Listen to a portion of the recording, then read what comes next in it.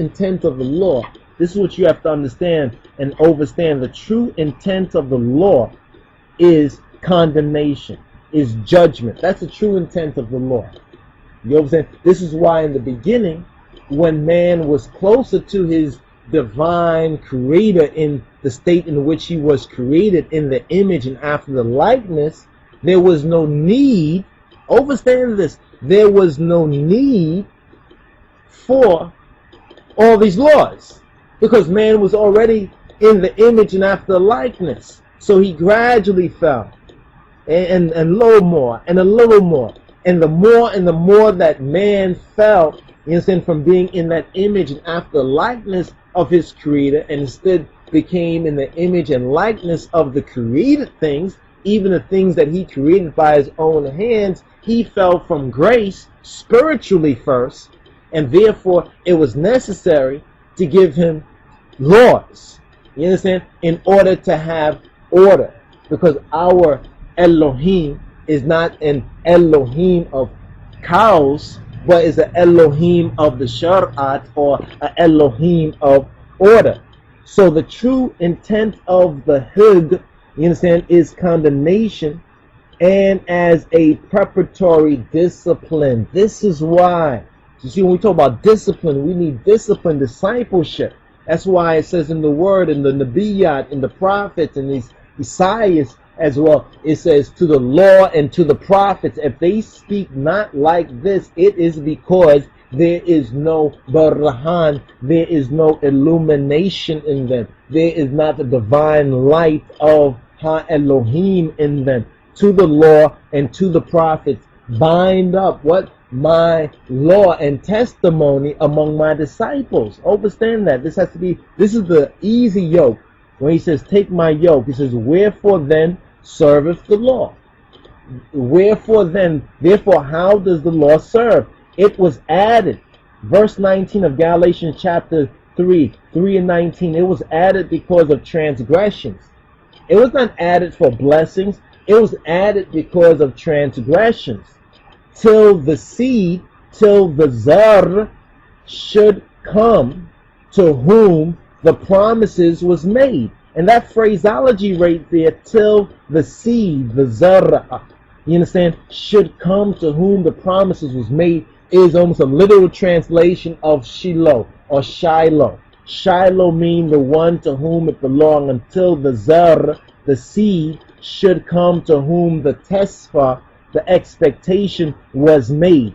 And it was ordained by angels, by the Mela'it, by the divine angels, the Malakim, in the hand of a mediator, in the hand of Muse, the head of the fraternal order of Lewawiyan, the Levites, by that hand of the mediator. Now a mediator is not a mediator of one, but Ahadu Amlach. God is one. God is one. Ahad. You understand? He is one. Is the Lord then against the promises?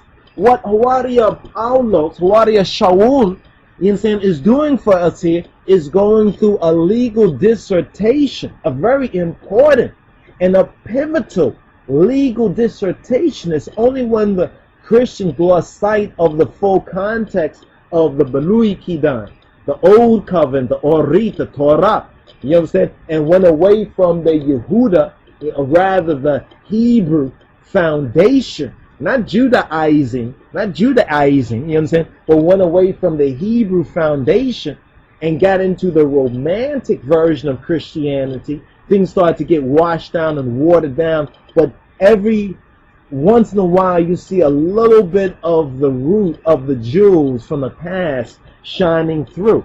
You understand? But see, in Hebrew Ethiopia, you know what I'm saying?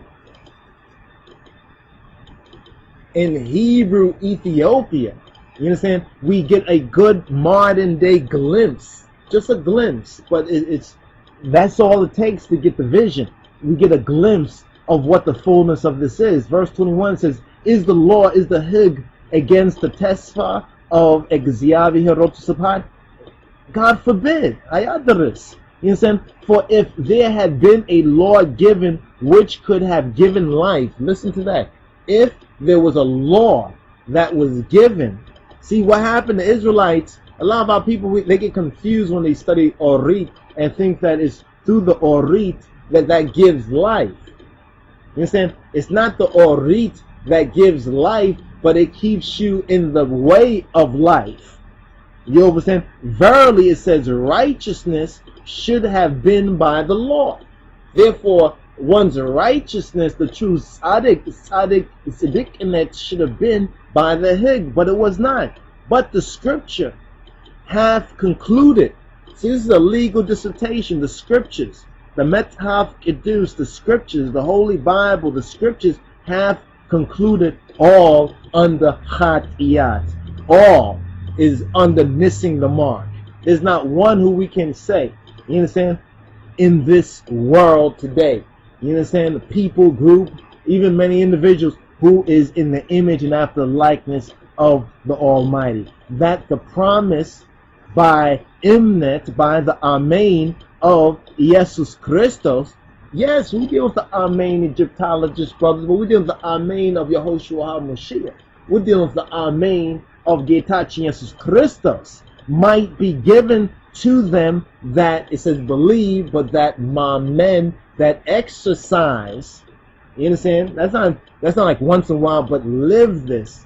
You understand? This is, it's like they Mamen, this is what they do. You understand? They Mamen, they accept as the truth, you understand, the word of the Almighty, and they seek to assimilate it, manifest it, digest it, and work it out in the world for and towards the perfection. In their self, in their being. This is where Rastafari becomes mystical and metaphysical on that level. Not just because somebody says, yo, yes, it's mystical. No, but because he has gone through the steps within himself, within his own walk, to manifest this and to prove this. This is what we're saying, that we're going to touch on this a little bit more, but the name change is very important. The name change, because if we're being called out of something, that means we're being called into something. You see, if you're being called out of one thing, then you must be being called into something else.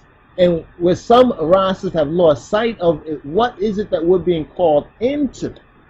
You understand? But before faith came, we were kept. Notice the language here. We were kept. We were protected under the law.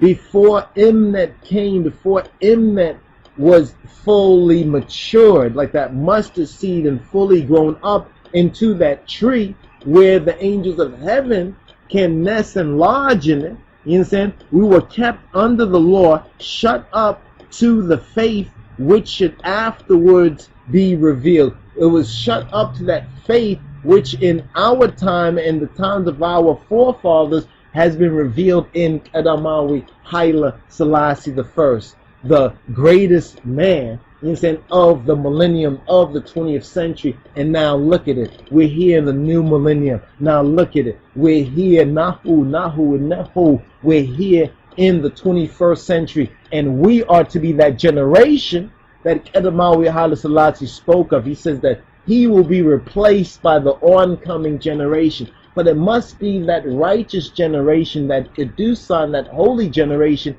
as he is righteous, as he is holy, as Abba Qddus is Qddus. It says, wherefore the law was our schoolmaster, was our Mogzit. The Ethiopic or the Amharic word was our Mogzit. You understand? Our nanny. You understand? To bring us to Christ. So the law was our schoolmaster, our pedagogue, you understand, which in the Greek household was a ruler of children in their minority. Was a ruler of children in their minority.